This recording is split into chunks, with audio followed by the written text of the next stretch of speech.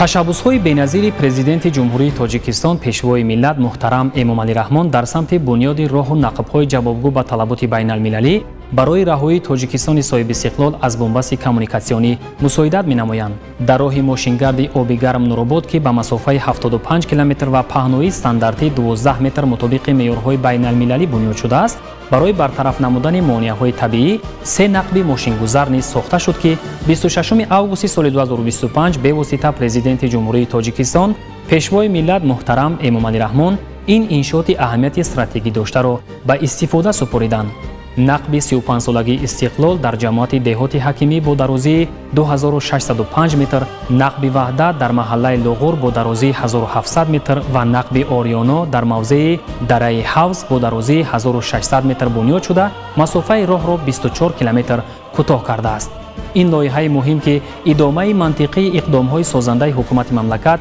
барои ба кишвари транзитӣ табдил додани Тоҷикистон арзёбӣ мешавад, санаи 7 июни соли 2021 санги асос барои сохтмони он аз ҷониби сарвари давлат муҳтарам Эмомалӣ Раҳмон гузошта шуда буд.